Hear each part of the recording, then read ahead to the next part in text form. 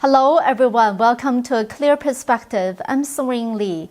First of all, let's talk about the recall election in California. The result is Gavin Newsom will remain in office. Considering the chaos of the California election that I mentioned in my last episode, this result was not surprising. This is the reality we are living in. Next, let's talk about a major scandal in the U.S. military.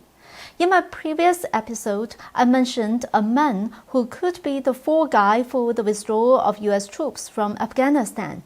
Biden's series of operations in Afghanistan, including the bombing of civilians by drones, would require someone to take responsibility. On September 14th, a horrific scandal broke in the United States, in which General Milley, the chairman of the Joint Chiefs of Staff, secretly informed his Chinese counterpart about the U.S. military's warfighting activities. And this shocking news was actually first revealed by a leftist media, the Washington Post. In fact, the news comes from a book to be published next week called Peril. The book, co-authored by Washington Post associate editor Bob Woodward and national political reporter Robert Costa, is based on interviews with more than 200 people and was conducted on the condition they not be named as sources. According to the report, General Milley twice assured his Chinese counterpart, General Lee of the People's Liberation Army, by secret phone calls that the United States would not launch a military strike against the CCP. The first phone call took place on October 30th, 2020, 4 days before the general election.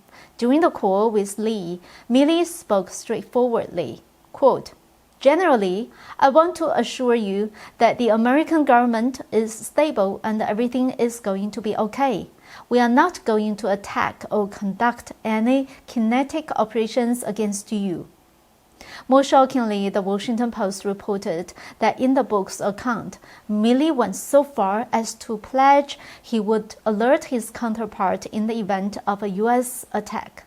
Milley said, quote, "Generally, you and I have known each other for now 5 years.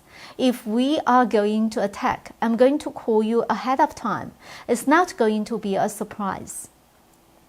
The second phone call took place on January 8, 2021, 2 days after the Capitol incident. Milley promised Lee, quote, "We are 100% steady, everything's fine, but democracy can be sloppy sometimes."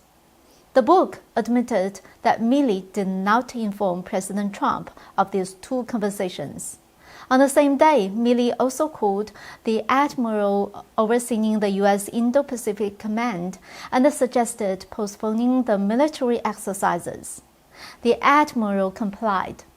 Milley also did another jaw-dropping thing. On January 8th, he summoned senior officers to review the procedures for launching nuclear weapons, saying the president alone could give the order, but crucially that he, Milley, also had to be involved. According to a call transcript, Milley phoned House Speaker Nancy Pelosi on January 8th, and they both agreed that Trump was crazy. The book's authors revealed that during the call, Milley reassured Pelosi that there were a lot of checks in the system to prevent Trump from ordering a nuclear strike. This revelation sparked immediate public outcry. During an interview with Newsmax, former President Trump reacted angrily, quote, "If the Milley story is true, it's treason."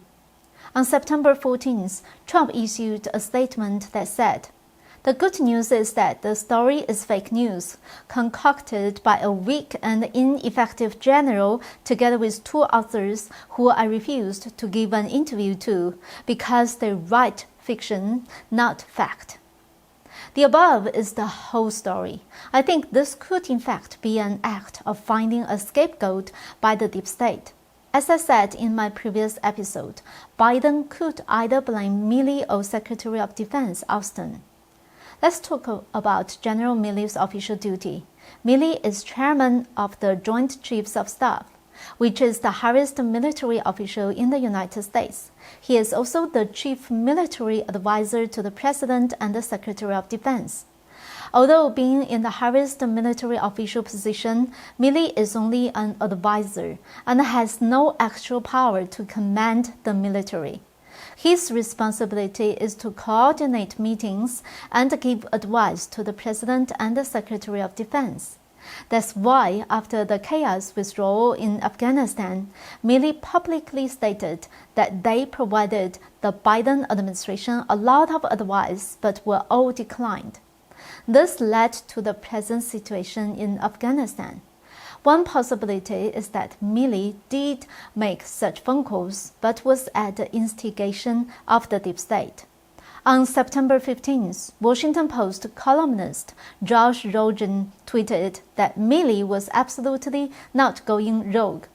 Esper took the initiative on this in October. Esper asked his own policy folks to back-channel the message. Milley's message followed Esper's. But this time, Milley is most likely to pay a very painful price for his vacillating behavior. In summer of 2020, when the Black Lives Matter movements took place, Milley stood by Trump when Trump walked out of the White House to a vandalized church. At that time, Milley won a lot of high praise from conservatives.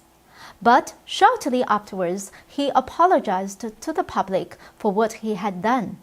Milley seems to be an opportunist.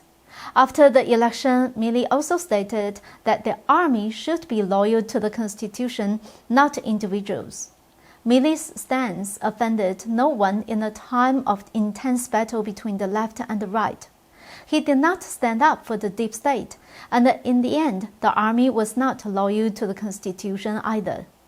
Because Milley was so swayed, he did not gain the trust of the deep state, nor did he become a hero to the American people. As a soldier who does not perform his duties but plays politics, his career will likely be over. Next, let's focus on vaccine. According to the data of Korea's Disease Control and Prevention Agency, since the vaccination started on February 26, there were over 190,000 reported cases of side effects, 555 of cumulative casualties. 245 died after reporting side effects led to a deterioration of existing disease. So, a total of 800 people passed away after being vaccinated. Among the people who reported side effects, over 181,000 cases had mild symptoms such as muscle pain, headache, and fever. There were 6,858 cases of serious abnormal reactions. The South Korean vaccination promotion team said on September 4th that from September 1st to the 3rd, a total of 9,441 people had abnormal reactions after vaccination and reported to the healthcare authorities, including 20 new cases of deaths. Let's compare the data between Sweden and Israel.